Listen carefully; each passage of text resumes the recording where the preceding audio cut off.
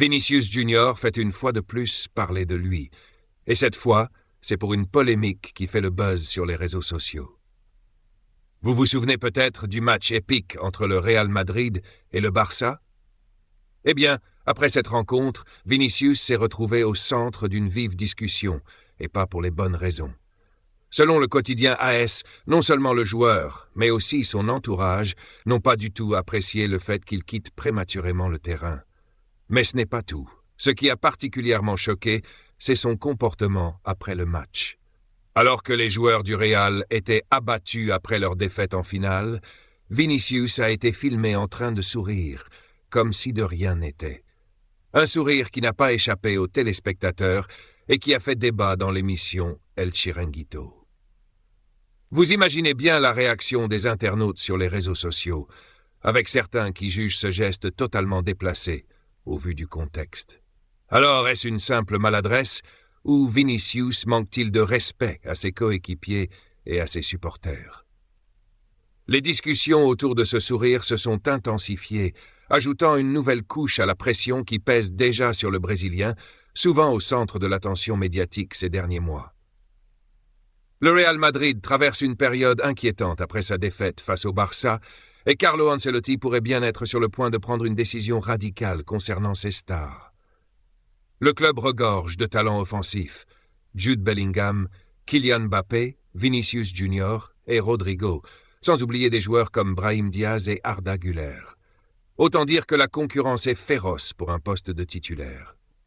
Mais voilà, Ancelotti se retrouve face à un véritable casse-tête tactique.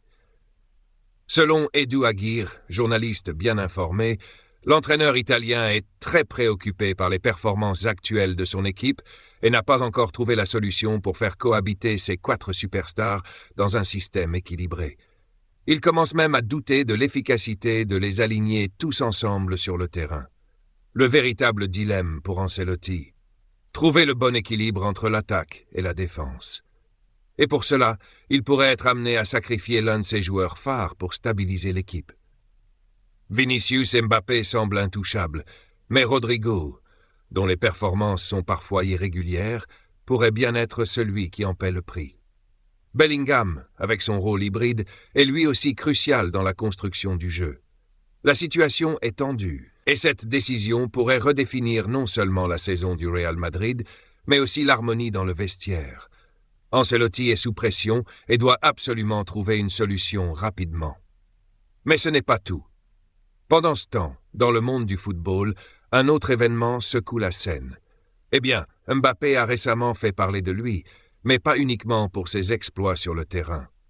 Non, cette fois, c'est pour ses nouvelles responsabilités en dehors du terrain. En effet, Mbappé est devenu propriétaire du stade Malherbe de Caen, et sa gestion du club est déjà au centre de toutes les discussions. Le 13 janvier 2025, un gros coup de théâtre a eu lieu.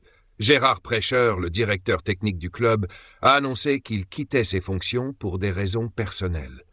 Pourtant, Prêcheur était arrivé à Caen cet été sous l'impulsion de Kylian Mbappé pour redresser la barre. Mais après quelques mois passés à la tête de la direction technique, force est de constater que les résultats ne sont pas à la hauteur des attentes. Le club est actuellement 16e en Ligue 2 avec seulement 15 points en 18 matchs. C'est une situation très délicate, exacerbée par une série de mauvais résultats. Les supporters, eux, n'ont pas hésité à manifester leur mécontentement, comme lors de la défaite contre Clermont, où des banderoles ont été déployées. Une pression supplémentaire s'ajoute donc sur le club, qui doit absolument réagir. Chaque point compte désormais pour Saint, et après une défaite contre Grenoble, l'équipe se prépare à affronter Ajaccio, qui lutte aussi pour éviter la relégation. Un match crucial, car ces deux clubs sont à égalité de points et ne peuvent pas se permettre de perdre davantage. Le stade Malherbe est dans une position où il risque de sombrer en national si rien ne change rapidement. Mais la situation de Kylian Mbappé à Caen n'est pas la seule affaire qui secoue le monde du football en ce moment. Un autre dossier, celui de Marcus Rashford, ne cesse d'alimenter les rumeurs. L'attaquant anglais, en quête de renouveau après plusieurs mois difficiles à Manchester United, a clairement fait savoir qu'il souhaitait rejoindre le Barça cet hiver. Il a même mis la pression sur le club catalan, exigeant une réponse définitive avant le 15 janvier. Mais comme souvent, tout n'est pas aussi simple. D'un côté, l'entraîneur Hansi Flick semble soutenir l'idée de recruter Rashford. Mais de l'autre, le staff technique du Barça reste divisé. La polyvalence de Rashford, capable de jouer à différents postes, est un véritable atout. Mais ses performances sont parfois irrégulières et certains problèmes personnels viennent compliquer l'affaire. À cela s'ajoute le fait que le Barça privilégie un prêt jusqu'à la fin de la saison, ce qui pourrait refroidir Rashford et son entourage. Mais le vrai obstacle pourrait bien venir des exigences du joueur lui-même.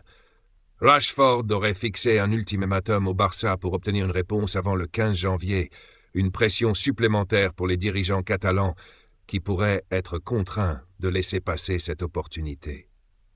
La concurrence est féroce. Milan AC et Borussia Dortmund sont également sur le coup, et le club allemand a déjà eu une rencontre sérieuse avec les représentants du joueur. À Milan, Rashford retrouverait Zlatan Ibrahimovic, et à Dortmund, il pourrait bénéficier de l'expertise du club en matière de relance de jeunes talents. Le Barça se trouve donc dans une situation délicate, avec des contraintes financières et sportives qui rendent l'affaire encore plus compliquée. La pression est à son comble, et on ne sait pas encore si le transfert de Rashford se concrétisera. Et ce n'est pas fini. Dans le même temps, une autre rumeur enflamme la scène du mercato, celle du futur de Ronald Araujo, le défenseur central du Barça. Bien qu'il soit récemment revenu de blessure, des spéculations affirment que l'Uruguayen pourrait quitter le club, notamment pour rejoindre la Juventus. Si Araujo est un joueur clé pour le Barça, les finances du club sont encore un point délicat à gérer. Lors d'une conférence de presse, le président du club, Joan Laporta, a évoqué la situation d'Araujo et a laissé entendre qu'une grosse offre pourrait changer la donne. Selon Laporta, le club souhaite garder Araujo, mais des discussions sont en cours pour trouver une solution qui convienne à toutes les parties. Il a précisé qu'il voulait qu'Araujo reste au Barça, soulignant son attachement à lui tant sur le plan professionnel que personnel.